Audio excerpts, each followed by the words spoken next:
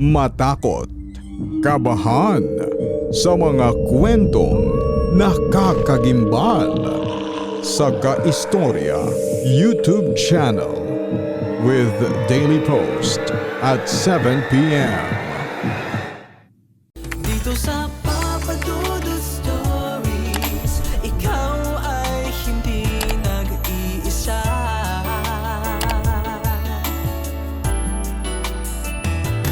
Dito sa Papa Dudut Stories, may nagmamahal sa'yo. Papa Dudut Stories. Papa Dudut Stories. Dear Papa Dudut, sa lahat po ng mga nakatutok ngayon, huwag pong kalimutan mag-like, mag-share at mag-subscribe. Maraming salamat po sa inyong lahat.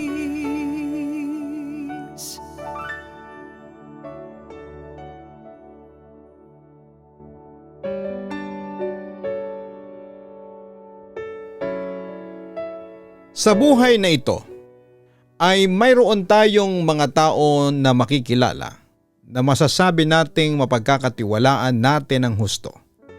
Ngunit meron din namang hindi at maaaring maging dahilan pa ng labis na gulo sa buhay natin. Kaya mahalaga na suriin nating mabuti ang mga tao na pinapapasok natin sa ating buhay. Maging mapagmatsyag din tayo upang hindi tayo malamangan sa huli. Dear Papa Dudut, maganda at mapagpalang araw o gabi sa inyo at sa mga taga-subaybay ng programa ninyong Papa Dudut Stories dito sa YouTube at Spotify. Netong taong ko lamang nadiskubre na meron pala kayong ganitong channel. Kaya naman sobrang natuwa talaga ako. Lalo na nang malaman ko na meron ka pang isa na produce yung Kaistorya YouTube channel. Kung hindi ninyo na itatanong ay panati ko na rin po ako sa radyo. Tuwing sasapit ang katanghaliang tapat ay inaabangan ko talaga ang programa ninyo sa radyo. Pero bihira lamang ako makapakinig ng mga istorya ng katatakutan sa programa ninyo sa radyo. Kaya naman sinadya ko talagang tingnan sa online kung mayroon kayong channel na nagtatampok ng mga purong horror stories. At maswerte naman ako dahil napadpad nga ako rito sa channel ninyo. Bago ang lahat ay itago niyo na lamang po ako sa pangalang Jonas. 34 years old at taga Quezon City. Nagtatrabaho ako dito bilang isang IT consultant at nangungupahan sa isang apartment kasama ang misis kong si Marabel. Wala pa kaming anak dahil kakakasalang namin nitong 2024. Nagkasundo kami na i-enjoy muna namin ang aming pagiging mag-asawa. Pero kung tatanungin nyo naman kung ready na kaming magka-baby ay oo, ang isasagot namin sa inyo. Pero ang rason kung bakit napasulat ako sa programa ninyo ay dahil gusto kong ikwento ang hindi ko malilimutang karanasan noong araw. Binata pa ako noon at may sa ilang beses ko na rin po itong nakwento sa asawa kong si Marabel. Sa katunayan ay siyang nag-udyok sa akin ngayon na magpadala ng sulat sa inyong channel. Hindi ko masasabi na sobrang nakakatakot para sa iba nating listener ang kwento kong ito. Ngunit para sa akin sa tuwing bumabalik yon sa aking gunita ay pinapanindigan ako ng balahibo. Magsisimula ang lahat noong bago pa lamang akong dayo dito sa Maynila. Taga Iligan City ang pamilya namin. Doon ako pinanganak at lumaki at may malaking puwang sa puso ko ang lupang tinubuan ko. Pero bata pa lamang ay pangarap ko na talagang makapag-aral sa ibang lugar. At natupad naman yon. Nang magboluntaryo ang tiyuhin kong si Tio Ray na pag-aralin ako sa Maynila kapalit ng pamamasukan ko sa nooy bagong gawa pa lamang niyang karinderya. Papa Dudut, walang asawa ang tiyuhin kong iyon. Mabait naman siya pero may pagkatorpe. Noong kaedad ko siya, pag-aaral lamang ang inaatupag niya. Nakwento niya na sinubukan naman daw niyang manligaw ng mga babae. 1 o 2 beses nga lang yon, pero dahil parehong busted ay hindi na niya muli pang tinangka. Pangalawang kapatid siya ng nanay ko at para sa amin na mga pamangkin niya. Masasabi ko na galante ang tiyuhin kong yon. Kaya nga malaking tulong sa mga magulang ko at pabor na rin na pinag-aral niya ako. Yun ang rason kung bakit sa edad kong 16 anyos, right after high school, ay nakapunta ako dito sa Maynila at tandang-tanda ko pa ang pakiramdam nung unang beses akong makatapak sa lugar na ito.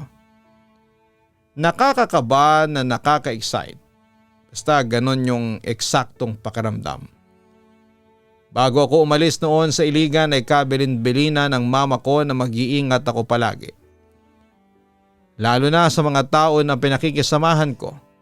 Bilang lumaking malapit sa pamilya at hindi masyadong sanay mamuhay ng malayo sa kanila ay malaki talagang naging adjustment ko sa paninirahan ko sa Maynila, Papa Dudut. Fast forward. Hindi naging diretsong daan at puro lamang masasaya ang naging alaala ko sa Maynila. Lalo na nga sa pag-aaral ko. Napakahirap at napakabigat din ng trabaho ko sa karinderya ng tiyuhin ko. Lalo na at unti-unti itong lumaki. All around kasi ako doon, dishwasher, tagabuhat ng mga pinamili niya sa palengke. Kasama niya rin ako sa pamimili, serbidora, lalo kapag kulang sa tao.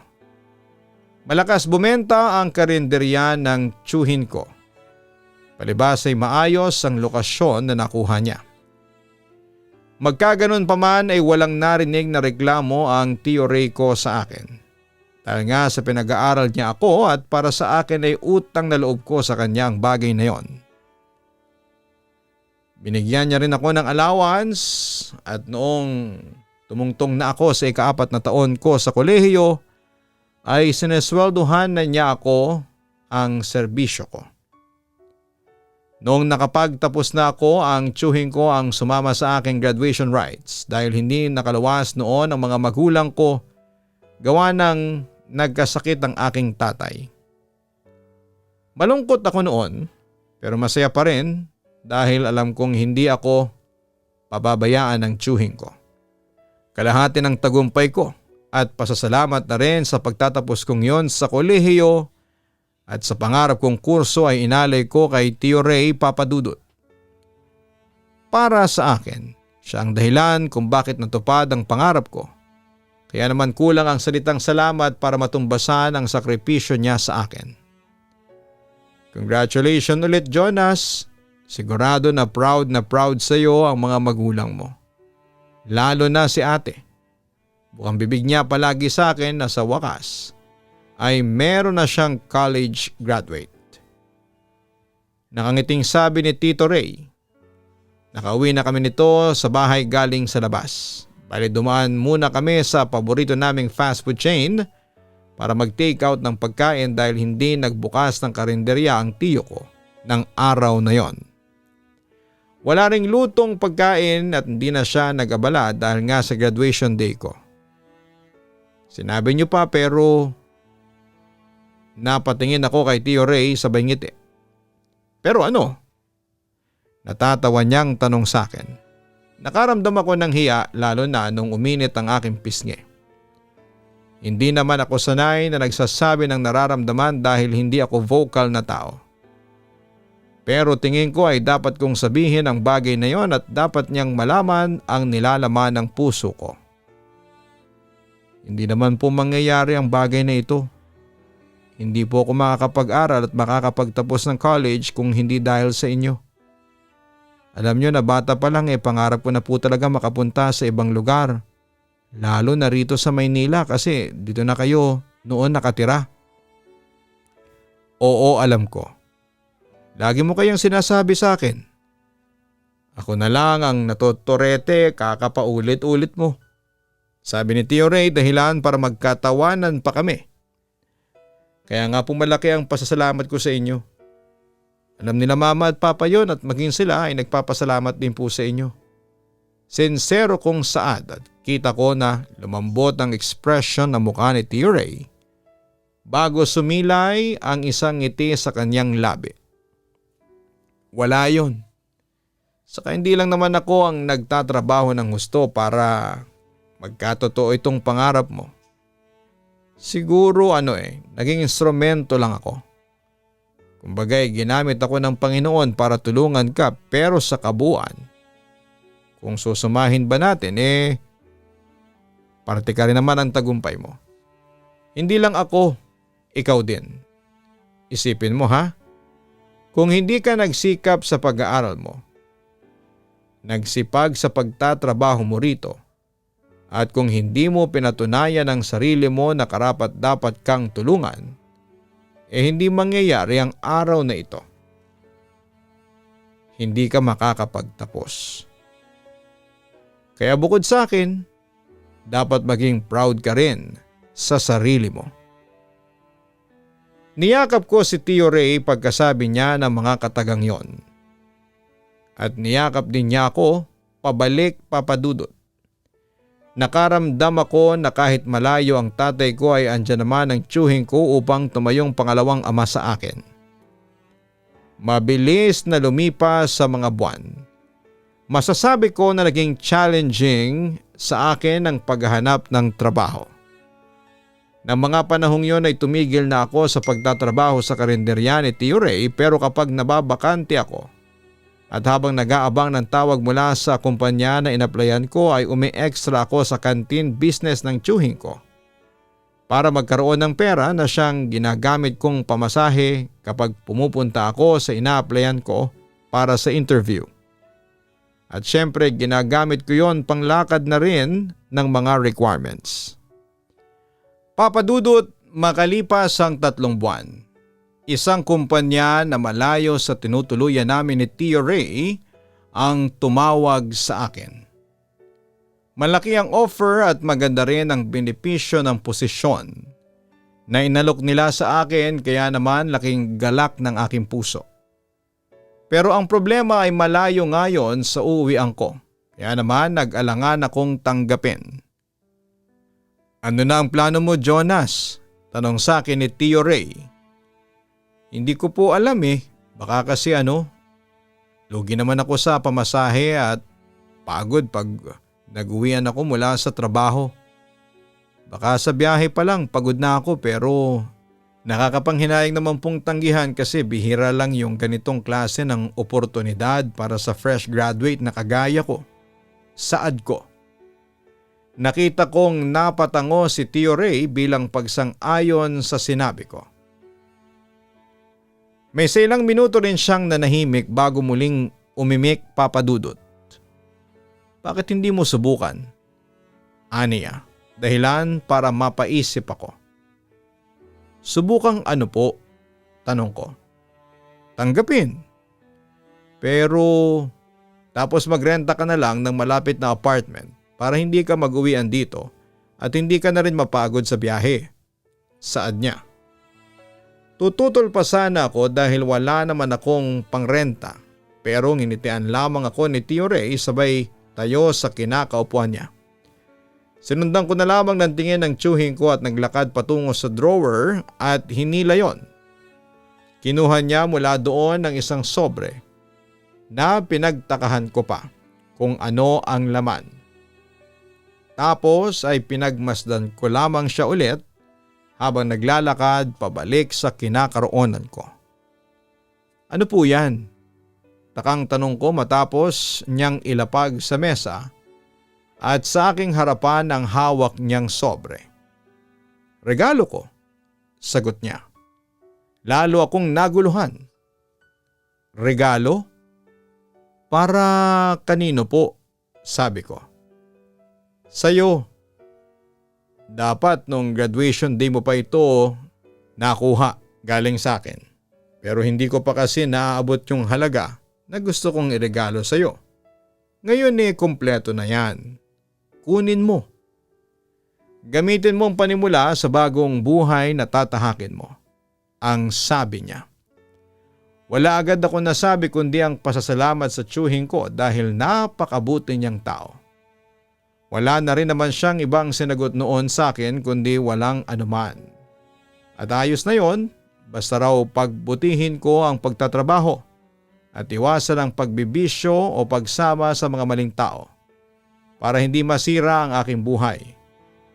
Umuon na lamang ako dahil sa isipan ko ay wala rin naman akong plano na sirain ang sarili ko. Ganon din ang tiwala niya sa akin at pati na ng mga magulang ko. And fast forward, Papa Dudut. Nahirapan ako maghanap ng apartment na pasok sa panlasa ko. Pero buti na lamang dahil nakahanap pa rin ako. Studio type lang yon, sakto lang ang laki sa kailangan kong espasyo. Hindi rin masyadong mahal at hindi ko rin naman kailangan dahil ang nasa isipan ko ay dapat akong magtipid. Bali isang buong bahay yon at nasa loob ang kwarto. Pag-aari yon ng isang matandang babae, si Manang Inday. Kung ilalarawan ko si Manang Inday, ay masasabi kong sa edad niyang 54 years old ay mukha pa rin siyang bata. Malaga rin kasi siya sa sarili. Maayos manamit. Yun bang pasok sa uso pero hindi naman malaswa tingnan. Mahilig din pala siyang maglagay ng kolorete sa mukha niya. Minsan ay natatawa na lamang ako kapag napapasobra kasi nagmumukha na siyang payaso. Pero syempre agad ko rin namang sinaway ang aking sarili dahil ayoko namang may masabi sa akin si Manang Inday.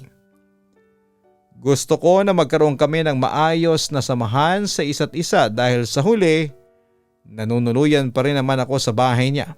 Ngunit hindi ko akalain na doon na magsisimula ang bangungot ko, Papa Dudut.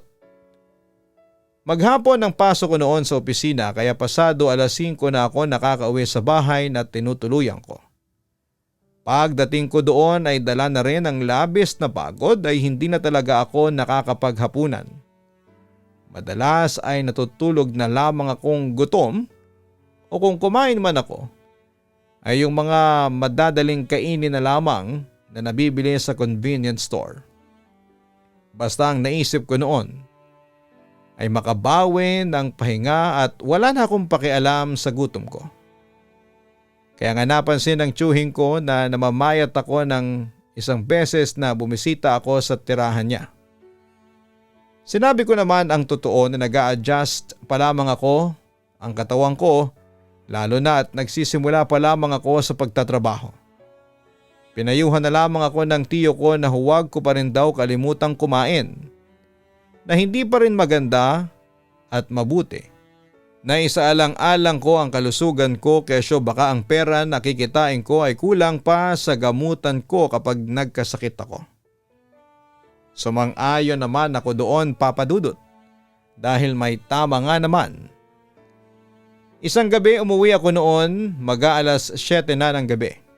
Ginabi ako dahil nag-overtime ako noon sa trabaho. Gutom na gutom ako pero dahil nagtitipid kesyo magpapadala ako noon kina mama sa probinsya, sa sweldo ko ay umuwi na lamang ako imbes na huminto pa sa fast food upang maghapunan. Sa isip ko noon ay meron pa naman yata akong cup noodles sa kwarto. Yun na lang ang gagawin kong hapunan. Pero ayun nga, pagpasok ko sa bahay ay amoy na amoy ko ang mabangong lutong ulam. Bigla tuloy kumalam ang tiyan ko at lalo akong nagutom. Noong papasok na ako sa kwarto ko ay biglang lumitaw sa kung saan si Manang Inday sabay ngiti sa akin. Initian ko naman siya. Pabalik pero agad niya akong pinigil para pakainin. Naku, hindi na po. Ayos lang po. Sakto kumalam naman sa gutom ang sikmura ko. Natawa na lamang si Manang Inday at inaya na akong kumain. Wala na ako nagawa at nakita ko ang masarap na lutong ulam sa mesa. Adobong baboy pa, paborito ko. Sabi ni Manang Inday ay sinadya niya raw na magluto ng madami para bigyan ako kesyo napapansin niya na hindi ako kumakain ng maayos. Hindi ko alam kung paano niya yon napansin dahil basta namayat ako. Iisipin ko lang sana na oo. Posibleng yun nga ang dahilan pero may sinabi pa siya na labis kong pinagtakahan. Puro na lang cup noodles ang kinakain mo. Alam mo ba na hindi maganda sa katawan na puro yun lang ang kinakain mo? Wala nga akong makitang sustansya sa pagkain yon. Aniya na parang kabisado niya ang mga nakatago kong pagkain sa kwarto. Hindi ko na lang pinansin dahil naisip ko na baka nakita niya akong daladala yon isang beses na nag-grocery ako. O di kaya ay sa basurahan noong itinapon ko ang pinagkainan ko.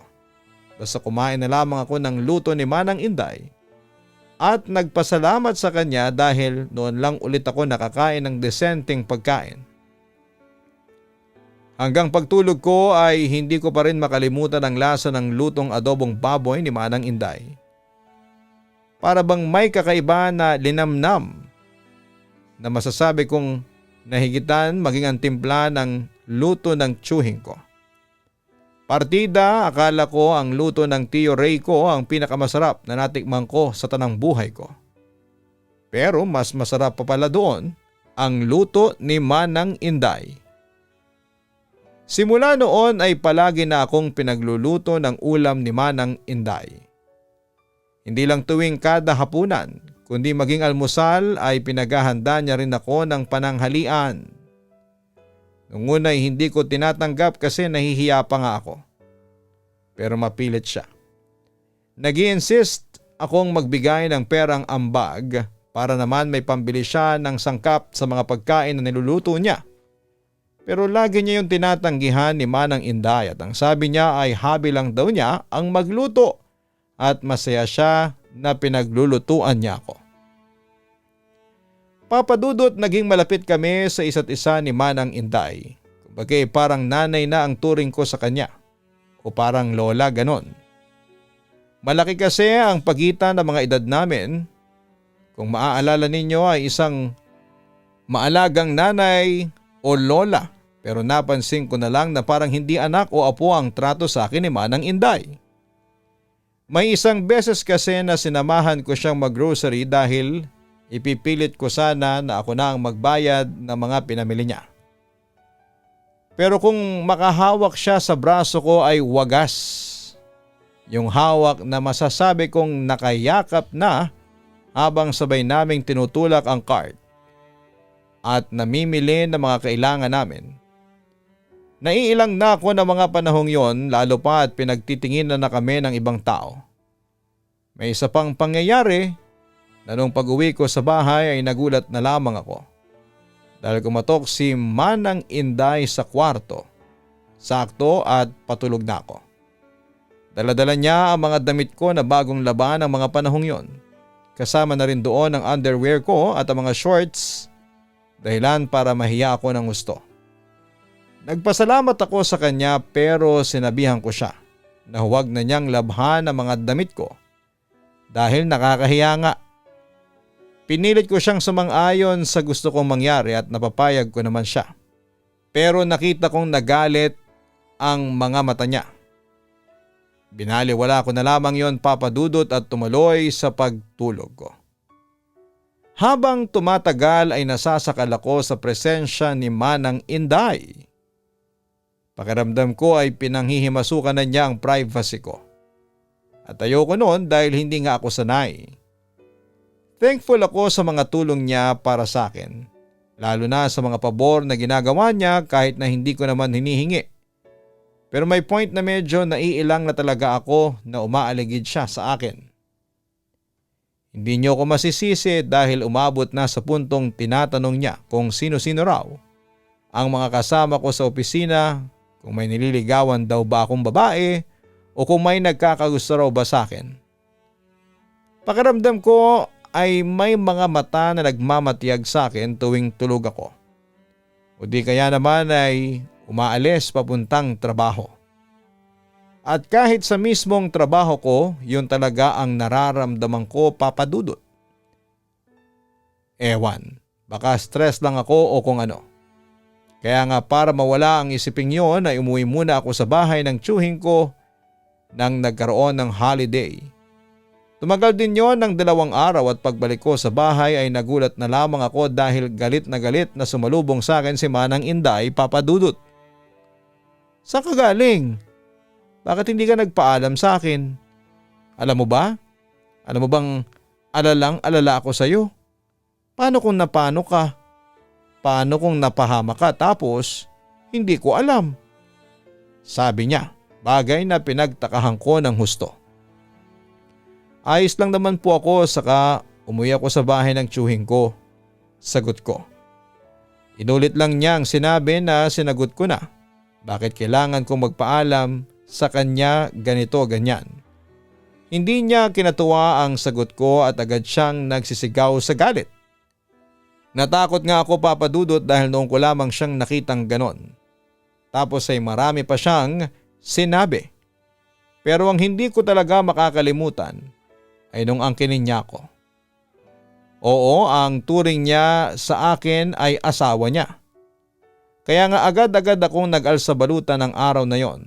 At kahit natutol siya ay wala siyang nagawa dahil pinagbantaan ko siyang tatawag ako ng mga pulis para ipadampot siya. Takot na takot akong umuwi sa bahay ng tiyuhin ko, Papa Dudut. Kinuwento ko sa kanya ang mga nangyari at galit na galit siya. Plano niya sanang kasuhan si Manang Inday pero pinigilan ko siya. Besides ay wala namang ginawa sa akin na pamimisikal ang dati kong landlady. Pero noong ko lang naintindihan na kaya pala parang obsessed siya sa akin. Na pinapakialaman niya ang mga gamit ko at grabe ang pakikialam niya sa personal kong buhay. Yun naman pala kasi nagkakagusto na siya sa akin. Iniisip ko pa lang kung ano-ano ang mga ginawa niya sa gamit ko noong nasa trabaho ako ay kinikilabutan na ako. Aaminin ko na natroma ako kaya tsinaga ko ang biyahe papunta sa trabaho at pauwi sa bahay ng tiyuhin ko kahit malayo at nakakapagod. Hindi na muna ako nagrenta noon ng apartment. Hindi naman nagtagal ay nakahanap ako ng trabaho na malapit at hindi na rin naman naulit ang karanasan kong yon. Kaya nga ang payo ko sa mga tagapakinig natin ay maging mapagmatsyag at piliin nating mabuti ang mga tao na mapagkakatiwalaan natin. Hindi lang din mga kababaihan ang pwedeng abusuhin ha. Hindi lang din mga kalalakihan ang mapang-abuso. Maraming salamat po sakaling mabasa po ninyo ang istorya ko. Hanggang dito na lamang po ang aking kwento. God bless and more power sa inyong programa. Lubos na gumagalang, Jonas. Maging mapagmatsyag tayo sa mga tao na pinagkakatiwalaan natin. Huwag nating ibigay sa kanila ang buong tiwala natin. Mag-ingat din tayo sa mga pinakikisamahan natin dahil hindi lahat ay kaibigan natin. Higit sa lahat ay huwag nating kalimutang hingin ang gabay ng Panginoon sa bawat araw ng ating buhay. Na ginawa niya tayong proteksyonan laban sa mga masasamang tao. Dahil kung minsan ay mas masahol pa sila sa mga elementong hindi natin nakikita.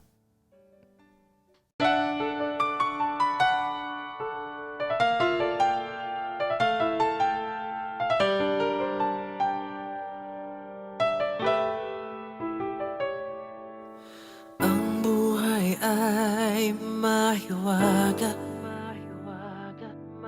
laging may lungkot at saya. Sa Papa Dudut Stories, laging may karamay ka.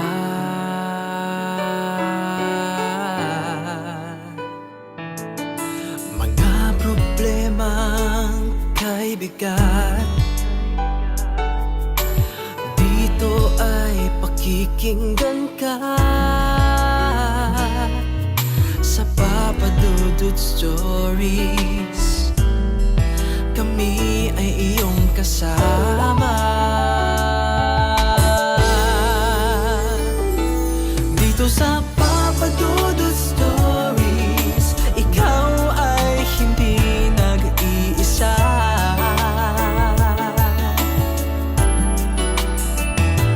Dito sa Papa Dudut Stories, may nagmamahal sa'yo. Papa Dudut Stories.